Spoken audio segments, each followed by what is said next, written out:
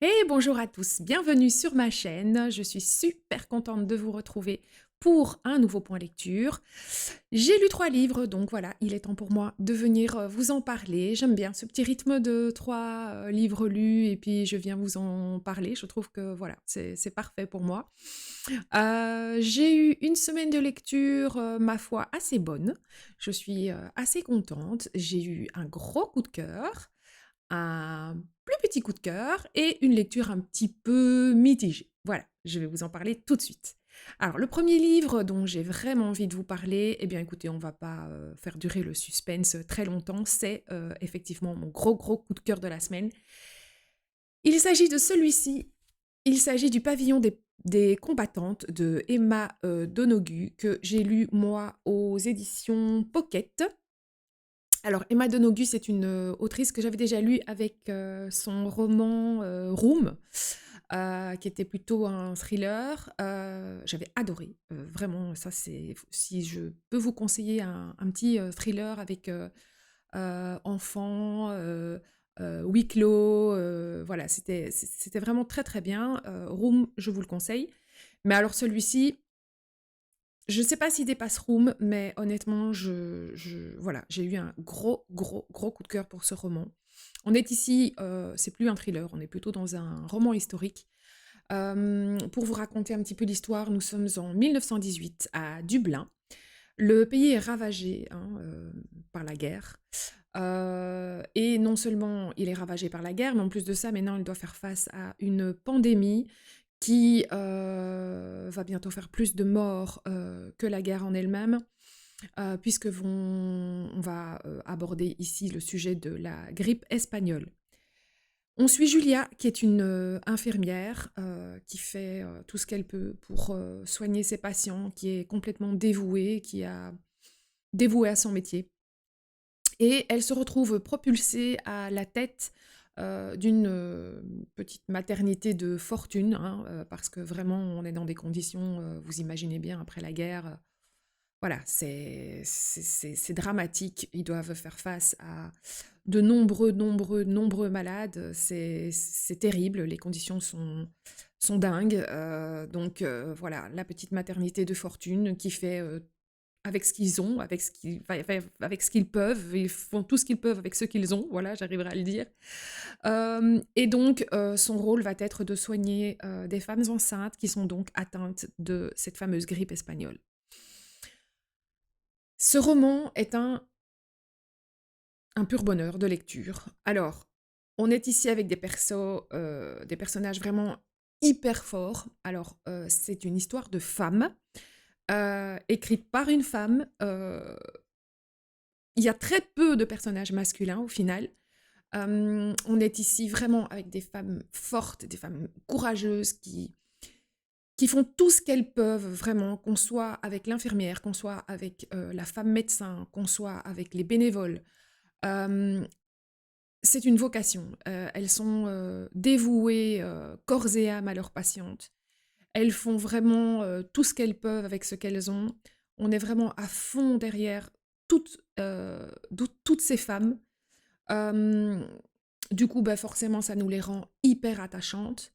Il y a énormément d'émotions qui transparaissent à travers chacune d'elles.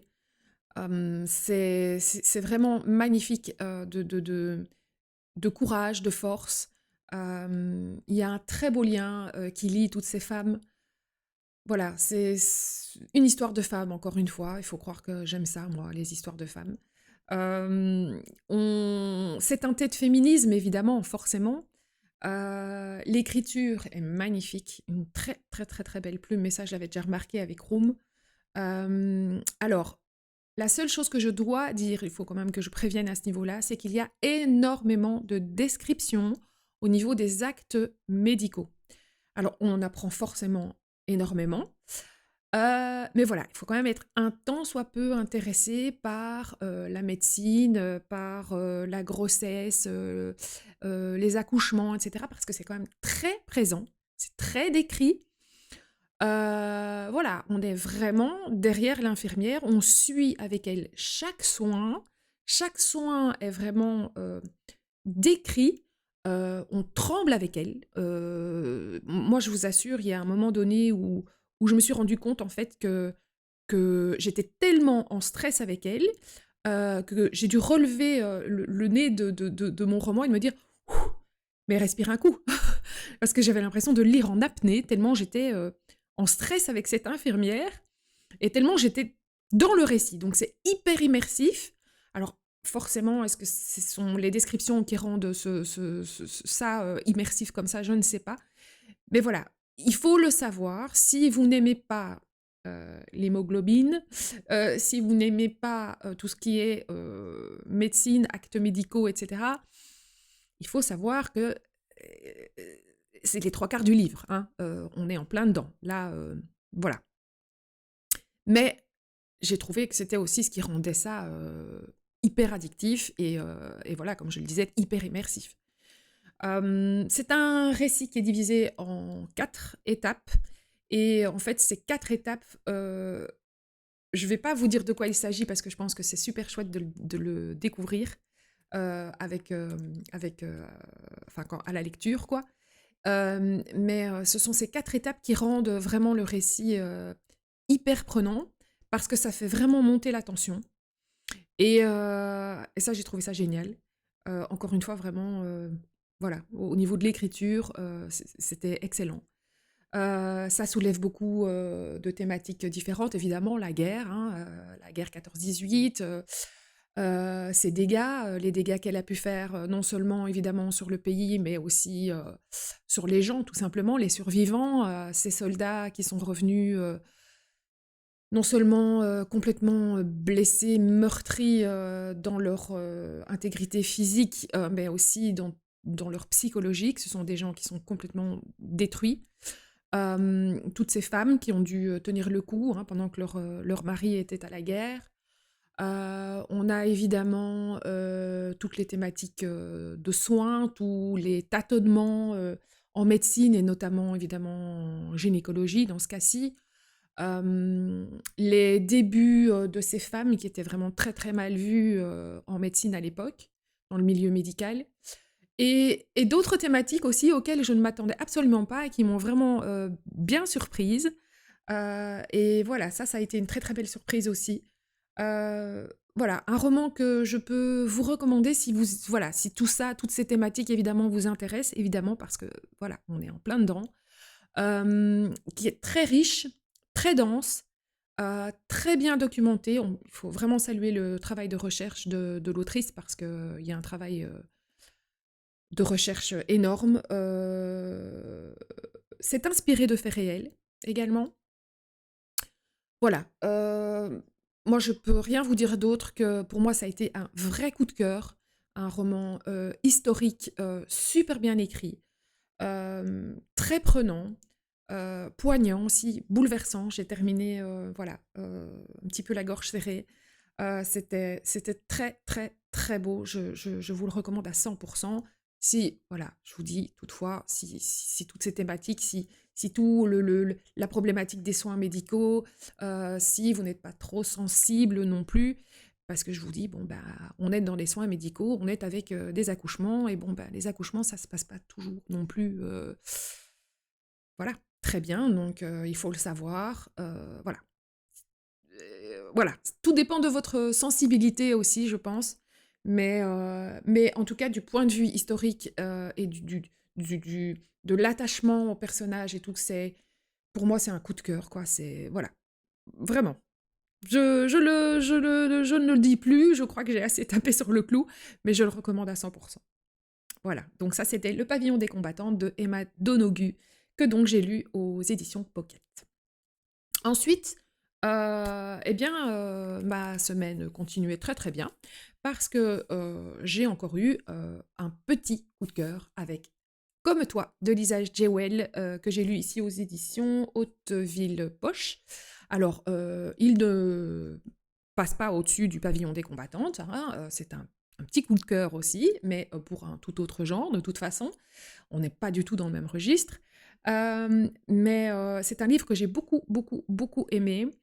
On est ici avec Ellie, une jeune fille de 15 ans, qui part un jour à la bibliothèque et malheureusement ne revient jamais. Elle disparaît. Sa maman, forcément, n'arrive absolument pas à s'en remettre. Elle ne fera jamais son deuil, d'autant plus que la police n'a jamais trouvé ni coupable ni corps. Donc on ne sait absolument pas du tout ce que cette pauvre Ellie est devenue. Mais bon, la maman continue sa vie bon an, mal an. Elle refait tout doucement sa vie et elle fait la rencontre de Floyd, qui est un papa célibataire et qui a une petite fille de 9 ans, qui ressemble étrangement très fort à Ellie.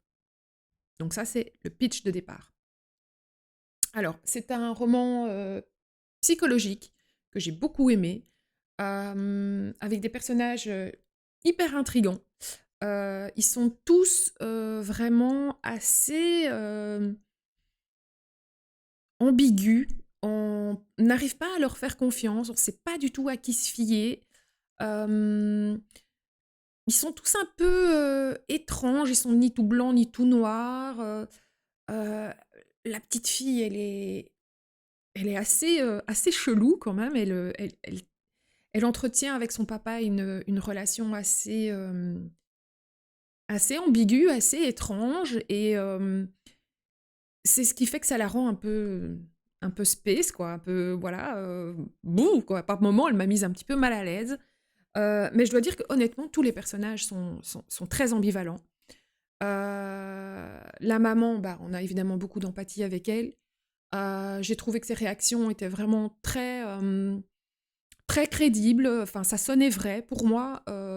Donc voilà, pour moi, l'autrice a déjà réussi un beau tour de force, pardon, au niveau de ses personnages, parce que voilà, elle les a très très bien décrits. J'ai trouvé qu'ils étaient vraiment tous très bien décrits, très bien approfondis psychologiquement.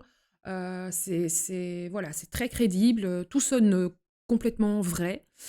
Au niveau de l'écriture du roman, l'intrigue est faite d'une alternance entre passé et présent, alternance de points de vue également, et ça, moi, je trouve que voilà, c'est toujours super chouette parce que ça rend le récit très dynamique. Voilà, il y a beaucoup de rythme, on est pris dans l'action, on est pris dans l'intrigue, on a envie de savoir. L'ambiance angoissante monte vraiment en tension, ça monte petit à petit, elle nous construit comme ça son intrigue, vraiment, elle nous plante des petites graines par-ci par-là, et ça, on sent que ça monte, ça monte, ça monte, ça monte, et puis boum, quoi, l'explosion à la fin. Voilà, c'est pas une explosion dans le sens où on est hyper surpris, non, parce qu'on sent arriver la fin, mais je pense que c'est voulu par l'auteur, hein. Comment je veux dire, elle nous plante des petits indices pour nous faire comprendre ce qui s'est passé petit à petit. Mais voilà, c'est une fin qui finalement est finement bouclé, c'est carré, on a toutes les réponses. Donc déjà ça, moi j'aime beaucoup ça, hein. Je préfère ça qu'un roman qui... Vous savez, comme dans certains thrillers, parfois on a des fins ouvertes. En général, j'aime pas trop ce genre de truc. Ici, c'est vraiment bien carré, tout, on sait tout. On sait vraiment tout ce qui s'est passé. Euh, voilà, c'est une écriture hyper agréable, pleine de rythme, pleine de dynamisme. Euh, il y a... C'est bien mené, c'est vraiment une intrigue qui a été très très bien construite, bien ficelée. L'histoire, elle est captivante. Moi, j'ai adoré ce roman. Voilà, Lisa Jewell, c'était mon premier essai, mais ce ne sera pas mon dernier. J'ai vraiment adoré son écriture, j'ai vraiment adoré sa façon de faire monter la tension. Elle manipule vraiment, vraiment bien les codes du genre du thriller psychologique. Et moi, j'ai beaucoup aimé. Voilà. C'est un très, très bon thriller. Voilà, sur les relations humaines, avec une psychologie très approfondie de ces personnages. Bien décrit, des personnages bien décrits, une ambiance bien anxiogène, qui monte bien en tension. Donc voilà. Je relirai du Lisa Jewell avec grand, grand plaisir, ça c'est sûr et certain. Et je termine ce point lecture par donc ma dernière lecture, qui est une lecture un peu plus mitigée, on va dire. J'ai eu envie de changer complètement de registre. Vous savez, hein, avec moi, on part hein, dans tous les sens. Et ici, j'avais envie d'une petite comédie romantique. Donc, je me suis lu De tous nos cœurs de Tracy Brogan aux éditions J'ai lu Poche, dans cette petite collection, vous voyez, prix mini là, à 4,99 €, 4,99 € chez nous les Belges. Voilà, petite comédie romantique sympathique qui a fait son job de comédie romantique, qui m'a fait sourire. Et voilà, c'est le principal, je pense. Pour vous raconter un petit peu le résumé, on est ici avec une jeune femme qui est vedette d'une émission de télé-réalité. Et en fait, malheureusement, elle va devoir fuir en fait sa ville suite à la diffusion d'une sextape qui va la mettre dans un état plus bas que terre. C'est l'humiliation totale. Et donc, elle va décider de se faire un peu oublier des paparazzis en fouillant la Californie, où elle habite et où elle exerce son métier, pour aller louer un chalet au fin fond des montagnes, dans un petit refuge, là. Hein. Elle tente d'oublier un petit peu toutes ses mésaventures, jusqu'à ce qu'elle découvre, un jour, en revenant d'une balade, un homme nu dans sa douche. Voilà, rien que ça. Voilà, moi je me suis dit, ah chouette, une petite comédie romantique qui se passe dans un chalet à la montagne. Waouh, génial, tout ce que j'aime. J'adore ce genre de petites comédies, de petites romances. Et voilà, si comment je vais dire, le lieu était là, l'histoire en elle-même, elle m'a pas transcendée plus que ça. Ouais, ça m'a fait sourire. Il y a quand même des personnages, notamment dans les personnages secondaires, qui m'ont fait un peu rire parce que, bah, c'était des personnages assez, hauts en couleur et un peu rocambolesques et voilà, ça m'a fait sourire. Les personnages principaux, je les ai trouvés quand même relativement, clichés, dans le sens où bon, ben, on est vraiment dans le schéma du enemies to lovers et voilà, on fait face à une femme qui est un peu perdue, qui se retrouve, à faire une colocation avec, un homme, hyper bourru, grossier et pas très sympathique du tout. Donc vraiment le schéma, traditionnel, typique de ce genre de romance. Mais voilà, assez cliché et bon, bah, l'écriture, était fluide, hein, c'était une écriture, agréable à lire. Ça se lit hyper vite. Voilà, il y a rien de cru ou de vulgaire, dans la plume. Ça, j'ai apprécié, notamment pour, ce qui est des scènes de sexe parce que je déteste, ce genre de scènes, assez vulgaires donc ça, voilà, il faut le savoir. Il y a une ou 2 petites scènes, mais c'est pas non plus, voilà, c'est pas voyeuriste, ça va, c'est pas dérangeant. Mais bon, c'est pas une plume, non plus, transcendante non plus, ni l'histoire. Voilà, sympathique, distrayant, voilà, ça m'a fait sourire, ça se lit bien, c'est mignon, hein, la comédie la romance en elle-même, elle m'a donné des petits papillons dans le ventre, je trouvais ça mimi, quoi. C'est le petit téléfilm, comme on voit, passer à la télé l'après-midi. Et encore, c'est ce que je disais encore, sur Insta, cet après-midi, bah, j'en ai vu des meilleurs. Donc voilà.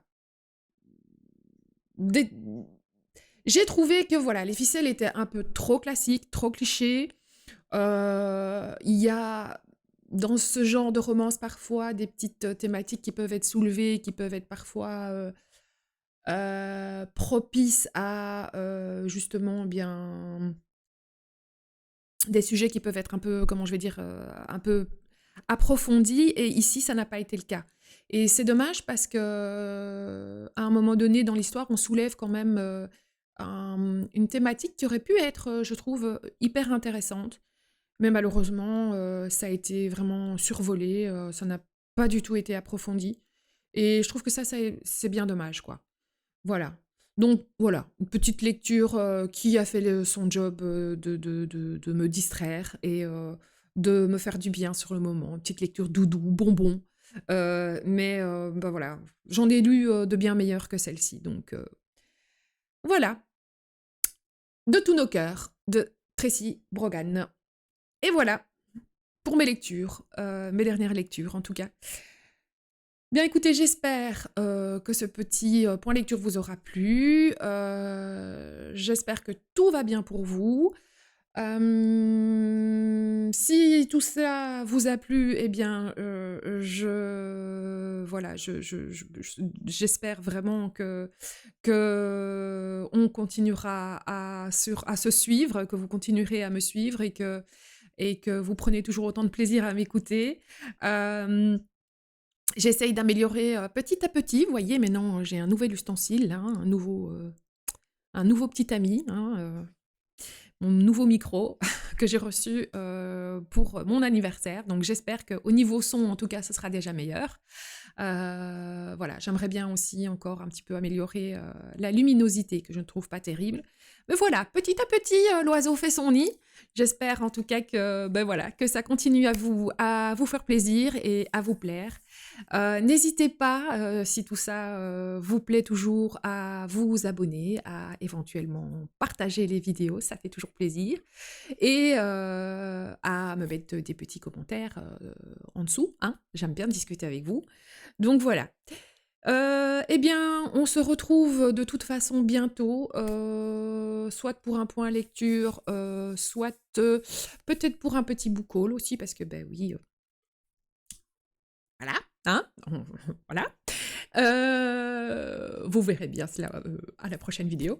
Et en attendant, eh bien écoutez, moi je vous fais de gros bisous, je vous dis à bientôt et je vous souhaite de passer une excellente fin de semaine puisque nous sommes vendredi, un très bon week-end et de très bonnes lectures évidemment. À bientôt, bisous!